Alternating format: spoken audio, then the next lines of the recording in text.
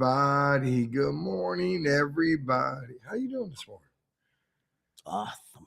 Awesome. Awesome. You sure? It didn't I'm sound like just that a earlier. little sleepy, I think. Yeah, But yeah, I'm good. yeah. I'm up. You've I'm been up. ready. You've been up for an hour. How can you still be sleepy? 2 hours, actually. No, not 2 Anyway, hours. good morning, good morning, good morning, everybody. I am Pastor Nick. And I'm Pastor Frannie. She is Pastor Frannie. This is Wee Wednesday. Where we talk about families, we talk about children's, we talk about relationships. Life. Starting July 11th, or July 1st, I think it is Wednesday the 1st, right? Yes. Yeah, we're going to start talking about singles. How many of y'all are excited? How many of y'all been inviting your friends? Let me see if I can find a little thing here before we get going. We're going to be talking to the singles. Yeah, there we go.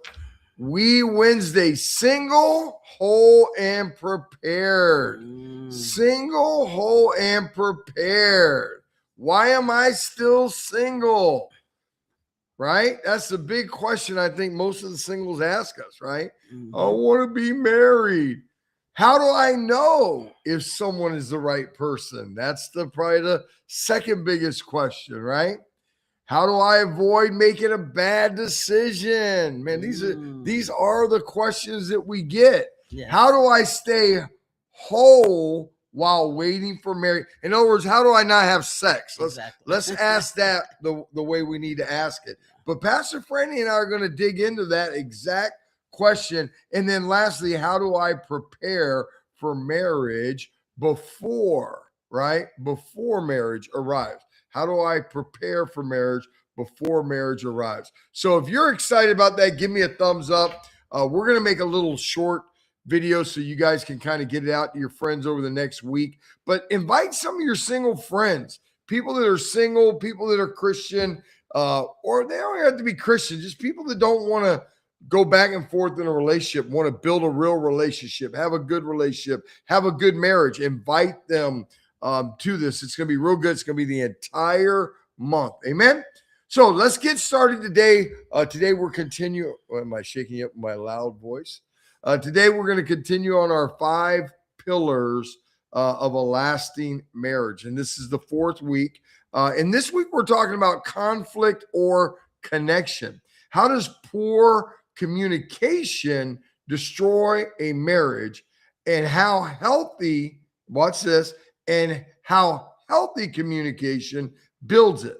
A lot of times we think that conflict is the problem in marriage. Right. And conflict is really not the problem in marriage. The problem in marriage, because conflict is going to come.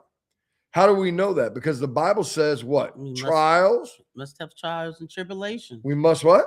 Have trials and tribulations. We must have these things. So trials and tribulation, folks, that's conflict. Right. That's the essence of what it is. How we get through conflict, how we get out of conflict, how we get to the other side of conflict is by having healthy communication.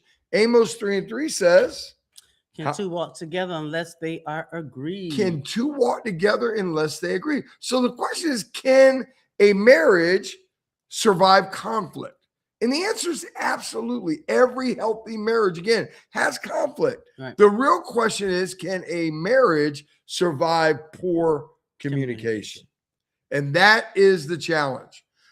This is where the danger lies. And I will tell you, after 42 years of being married to this beautiful, awesome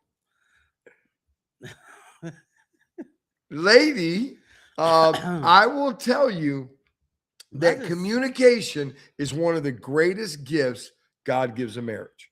The ability to be able to sit in a room, face challenges, face conflict, talk through them, and understand is the greatest thing God can give us. Because communication is not just talking. No. Communication is understanding. Communication is connection. Communication is connection. Communication is learning how to stay emotionally close, even when you don't agree. Right. How do you agree to disagree? That is the question. So today, that's what we're going to talk about. So let's think about it. In week 1, we talked about what? Drifting, going together. Drifting, or are we growing together? Right. Right? Shared faith, shared values. It was real simple. If we can share our faith, agree on our faith, and agree on our values, we're probably going to stay focused on each other. Number 2 was contract or covenant. Remember that one? Mm-hmm. Commitment, right? And covenant thinking. No more, Contract. when you're going to get a divorce, 50-50, all this contract thing. No, we're in a covenant together. And then week 3 was trust or contempt, right? Trust and honor, respecting one another. Very, very important. So today we're talking about conflict or connection, right? So we need to remember again, conflict is normal, right? We're going to have that. We said that, right. But poor communication is not. And this is where many couples think conflict means something is wrong. Right. The minute they, man, me and my wife were always arguing. The issue isn't you and your wife arguing. The issue isn't you and your wife having challenges. You and your wife having problems. The issue is you don't know how to talk. They don't come to any resolution. Yeah, you don't know how to understand each other. Right. You don't know how to connect, right? My wife and I are having a conflict right now. We have a conflict going on over wheels. I was like, what conflict? Oh, wheels. She wants one thing, I want another thing. But I had to come to the point the other day where I realized, whoa, this is her car. It's not my car. Mm-hmm. Even though I think what she's going to do is absolutely the biggest mistake she could ever make. Fabulous. It's okay. And then I thought about it another way. Even if it cost me a couple of grand, that means it only cost me a couple of grand to put it back the same way. So I'm good, right? So conflict simply means 2 people have different thoughts, have different feelings, have different needs, and have different perspectives. Again, conflict means people have different thoughts, different feelings, different needs, different perspectives. Doesn't mean they hate one another. It doesn't mean it's the end of the world. Right? So you got to sit down. You got to talk. You got to understand one another. You got to hear. Communication is hearing. You got to hear what the other person's saying. I don't care if you don't agree with it. Hear them. James 1:19 says what? So then, my beloved brother, let every man be swift to hear, slow to speak, slow to wrath. Swift to hear, he says here. My beloved brother. We got to listen. The Bible doesn't tell us that we're never going to disagree. It teaches us to handle disagreement. The goal isn't avoiding conflict. The goal is learning how to communicate through conflict. Right. Healthy couples don't avoid difficult conversations. Right. Did you hear that? Healthy couples don't avoid. They don't avoid it. But they do. They learn how to have them without damaging the relationship. So how do we have these healthy conversations? And healthy conversation can mean we disagree. Right. That doesn't mean it's not healthy. It's about not always having your way. Right. Somebody write this down in the chat. Conflict isn't inevitable. Conflict is inevitable. Right. Poor communication is optional. Conflict is inevitable. You're going to have conflict. It's going to happen. It's going to come. Poor communication, how you choose to handle it, that is optional. That's your choice. Somebody write that down. Put it in the chat. Number 2 today. Most people listen to respond. We've talked about this before. Yes. Instead of listening to understand.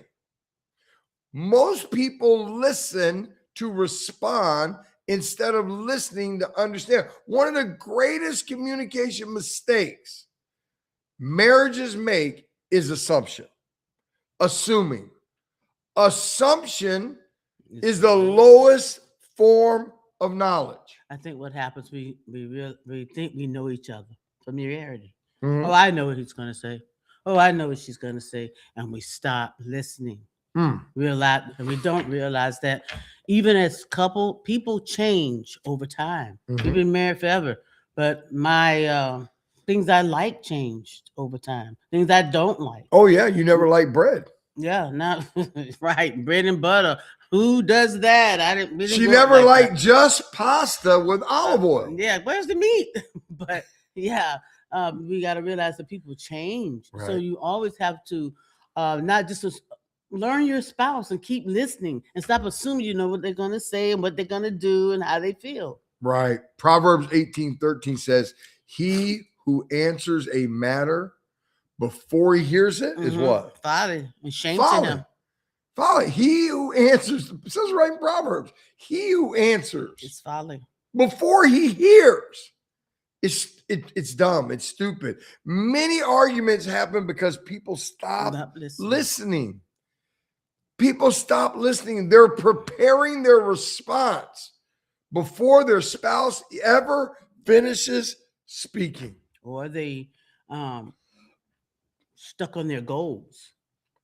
Yeah, they already know they want to get accomplished. They already know. Right. And that's most important. Right. And it's ruining their marriage. Right. Hey, if this is resonating with you this morning, if this is something you've experienced in marriage or it doesn't even have to be in marriage, in relationships with friends, right? It can be the same thing.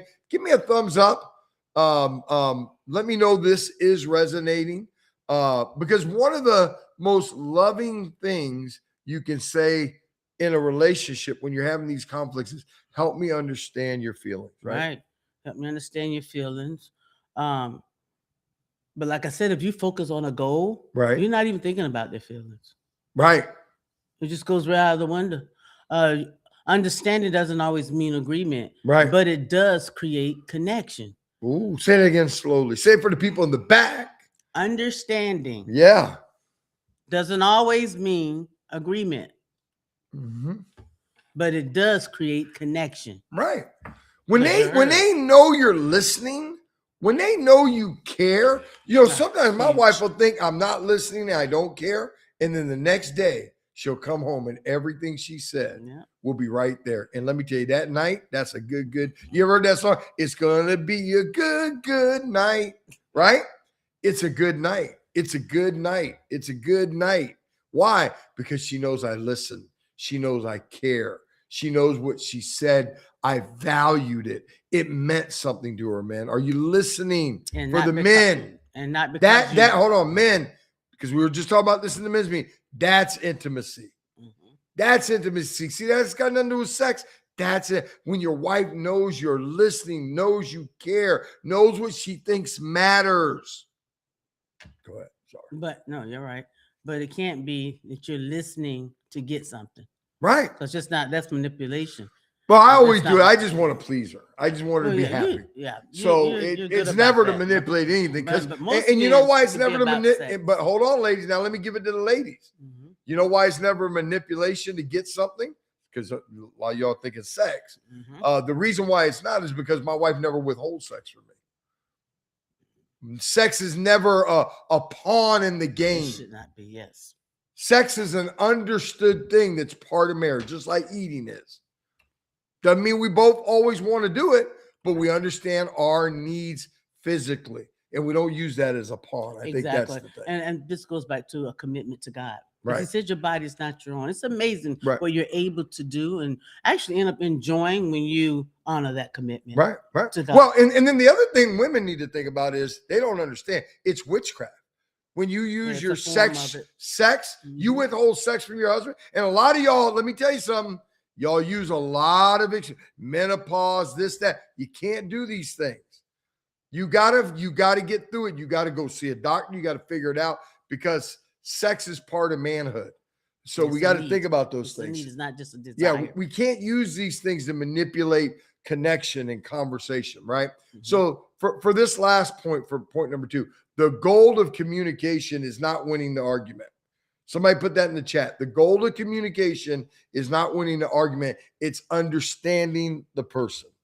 It's understanding the person. I just thought about something when you was just talking about the men. There's some women want sex all the time. It goes both ways. You're supposed to acquiesce as well. Right.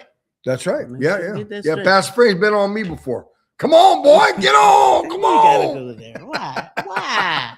Come on. Number 3, Words can build or words can destroy. Words carry power. Proverbs 18:21 says. Death and life are in the power of the tongue. Yeah. And Ephesians 4:29 says, let no corrupt words proceed out of your mouth. Only that is good for the necessary and necessary for edification. Edification. Right. We need to build each other up. Exactly. Some couples are accidentally really destroying their marriage with their words, criticism, sarcasm. Yeah. I'm the sarcasm king. I got to really stop doing that. As a matter of fact, I denounce that. I get real sarcastic with my wife sometimes. It's not good, right? Insults, constant negativity. Every conversation is either building the relationship or weakening it. And you know what? If you are that person, insults, sarcasm, negativity, you really need to take a look at yourself. Right. Because you really hurt another person because you're really saying, I don't like you. Right. Nothing that you do is good. Right. And it can't be true. It just can't be true that there's nothing that they're doing is good. And you need to look at yourself because it's pride and it's very egotistical to think that you have everything together. And this person is all the problem. See how she's doing her shoulders? Key thought for this one. Listen, write it down. Words are seeds. Words are seeds. Yes, Eventually, they will produce a harvest. Eventually, they will produce a harvest. Listen, we have really enjoyed being with you guys this morning. I hope this has hit home in some areas. Yeah, our goal here is to help you build and develop your marriages, build and strengthen your marriages, become a better one. Yes. Not better individuals, become a better, stronger one. Listen, we love you. We love you. Love you. Tonight is church. Get to church. Look forward to seeing you in church tonight. Tonight, we're going to continue talking about truth. It is going to be awesome. I love you. I love you. I love you. Until tonight, Pastor Frannie loves you. Yes, I do. Until tonight, Pastor Nick, Pastor Frannie saying, enjoy life.